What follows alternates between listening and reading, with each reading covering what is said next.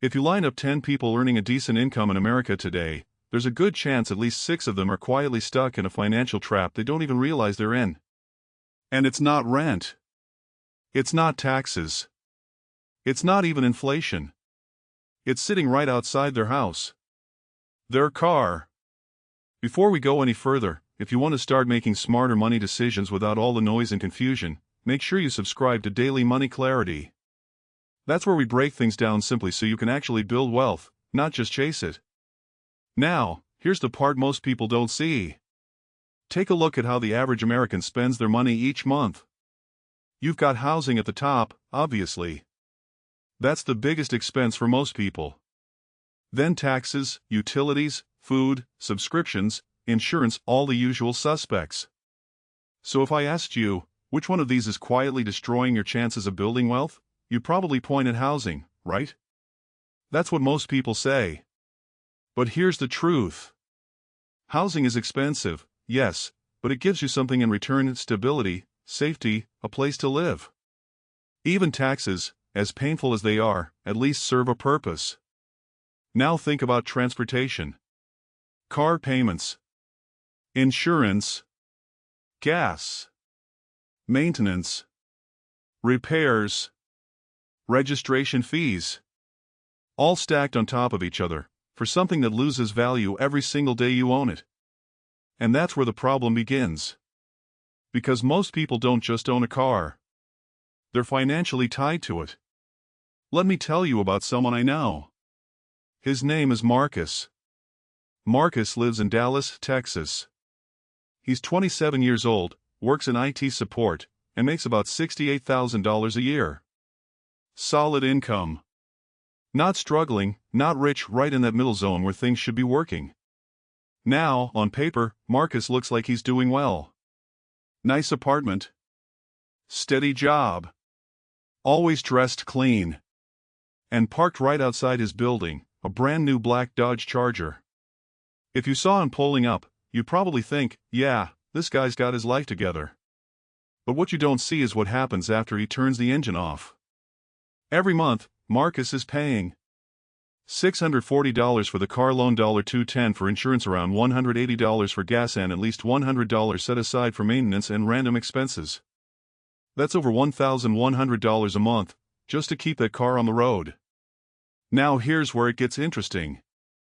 After rent, groceries, and everything else, Marcus isn't saving anything meaningful. No investments. No real emergency fund. No financial cushion. He's what I like to call car poor. And Marcus isn't alone. There are millions of people across the US in the exact same position, earning decent money, working hard, but stuck in a cycle where their car is quietly draining their future. But why does this even happen in the first place? Why would someone trade long-term wealth for a depreciating asset? Well, it starts with something most people don't like to admit. Image. Because whether we say it out loud or not, the car you drive sends a message. Pull up in a brand new Charger, a BMW, or a Tesla, people assume you're doing well. Pull up in a 10-year-old Toyota that's fully paid off, nobody says a word. And that silent pressure? It's powerful. Marcus didn't buy that car because he needed it. He bought it because of how it made him feel. The first time he drove it off the lot, everything felt different. The smooth ride, the attention, the compliments from friends, it gave him a sense of progress. Like he had made it. But that feeling didn't last. Because a few weeks later, reality kicked in. The payments didn't go away. The insurance didn't drop. Gas kept getting more expensive. And suddenly, that car didn't feel like freedom anymore. It felt like pressure. Now, here's something even more people don't realize. The system is designed this way. Car companies don't just sell vehicles. They sell identity. They spend billions every year crafting ads that make you believe a car will change how people see you, and how you see yourself. You don't see commercials showing someone stressing over a $900 repair bill. You see wide open highways, perfect sunsets, and someone smiling behind the wheel like life just clicked into place. And it works. Because humans are emotional decision makers. Logic comes later. That's why Marcus didn't sit down and calculate the full cost of that car. He looked at the monthly payment and thought, I could afford that. But the monthly payment is only a small piece of the puzzle.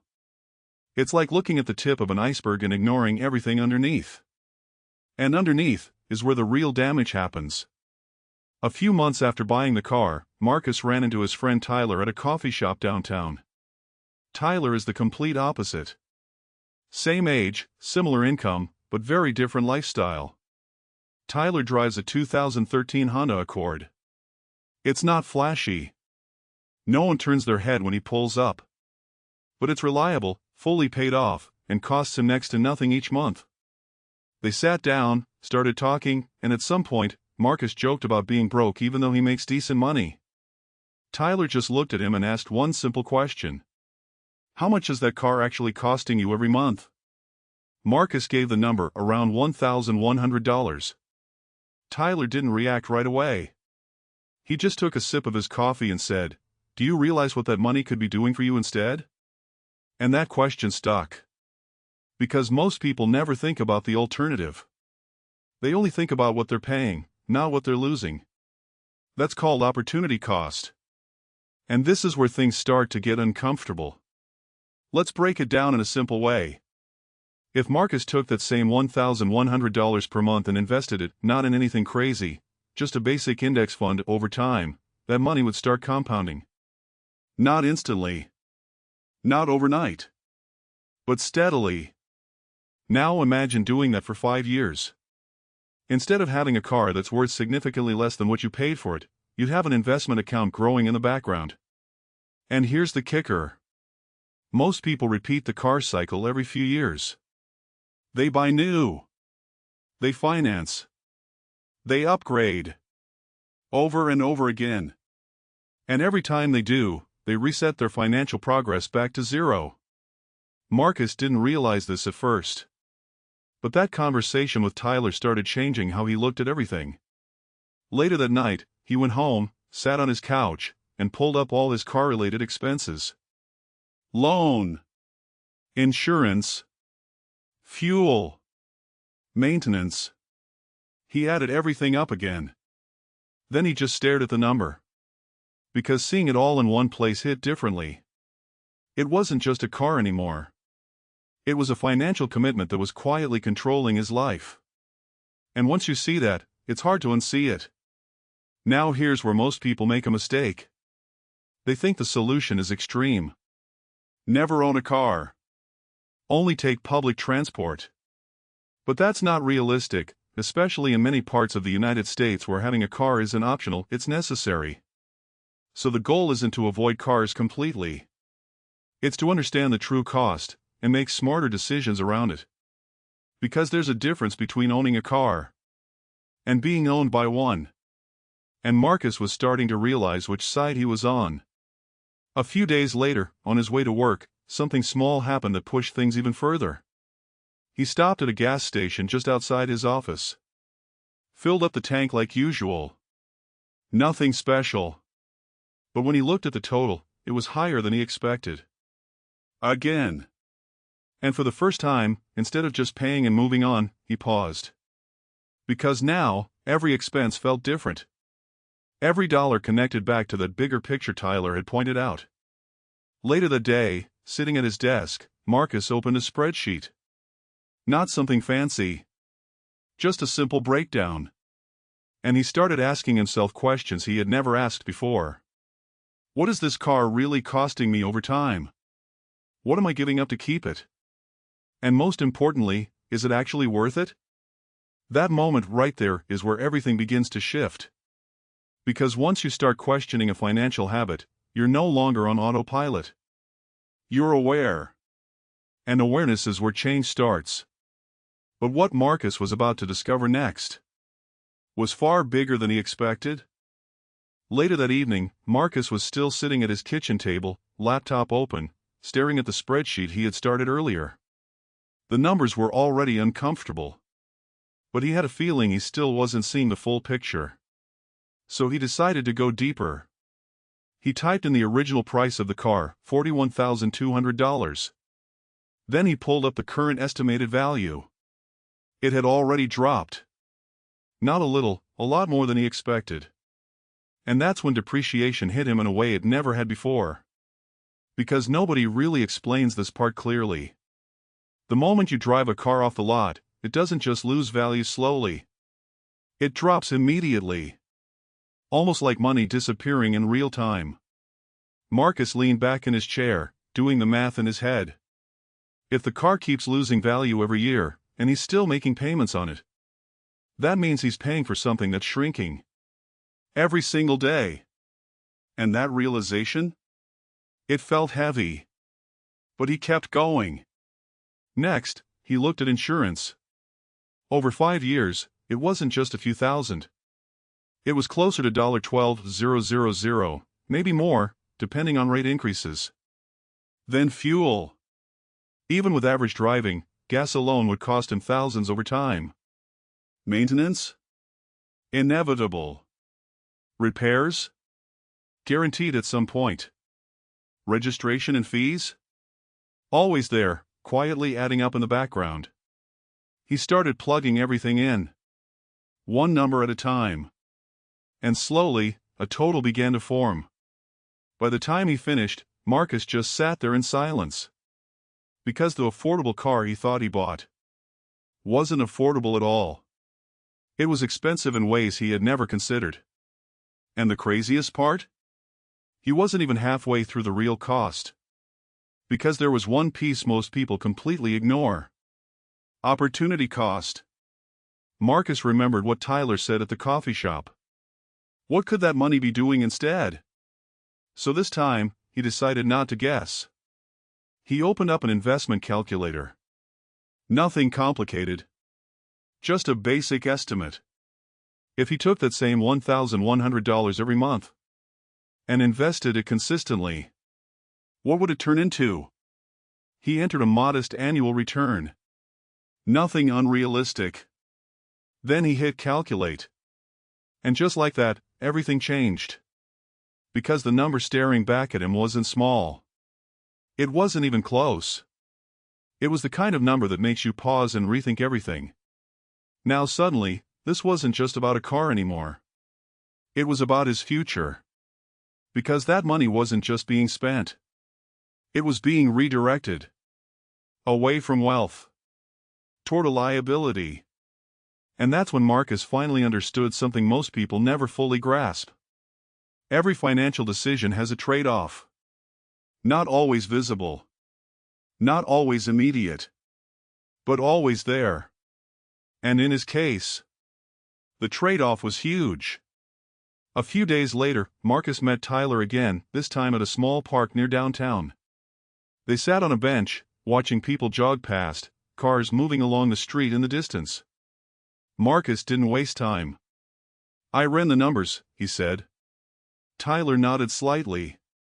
And? Marcus exhaled. It's way worse than I thought.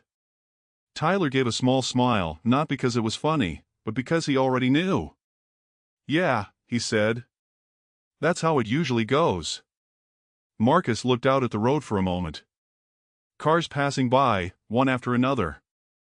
All looking normal. All looking fine. But now he saw them differently. Each one carrying a cost most people weren't thinking about. So what do I do? Marcus asked. And this is where things shifted from awareness to action. Tyler didn't rush his answer. Because this part matters. A lot. You don't need to go extreme, he said. You just need to be smarter than the average person. Marcus listened closely. First, Tyler continued, you need to understand the sweet spot. Marcus frowned slightly. What do you mean? A car that's a few years old, Tyler explained. Not brand new, not falling apart either. Somewhere in that middle range where most of the depreciation has already happened. Marcus nodded slowly. That made sense. Second, Tyler said, you have to control how much of your income goes into your car. How much is too much? Marcus asked.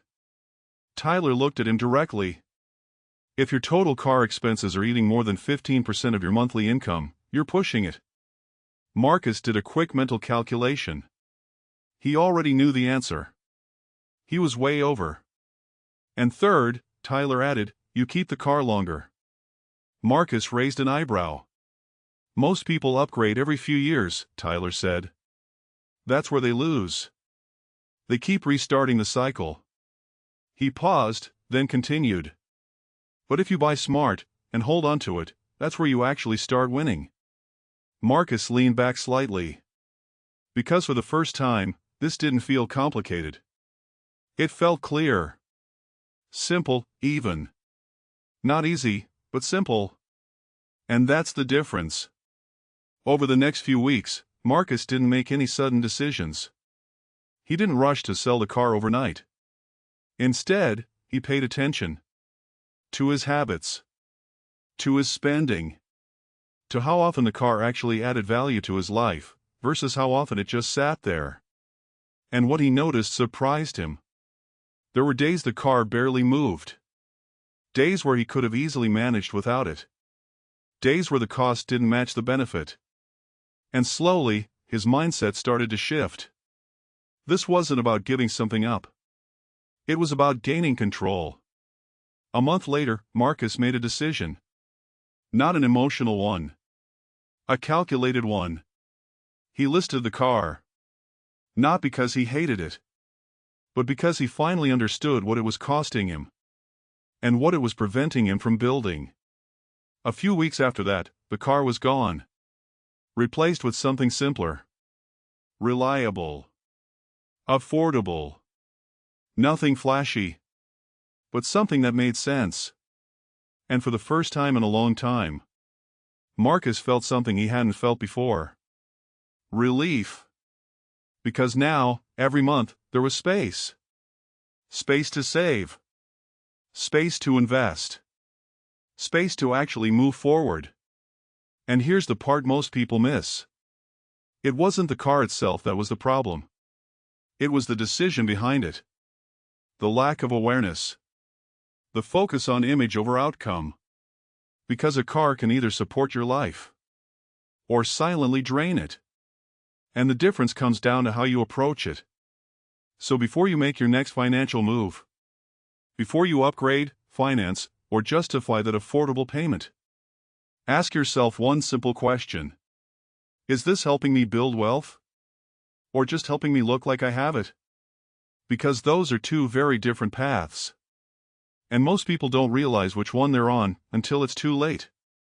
If you want to start making smarter decisions like this and actually build real financial freedom step by step, make sure you're subscribed to Daily Money Clarity. This video is for educational purposes only and not financial advice.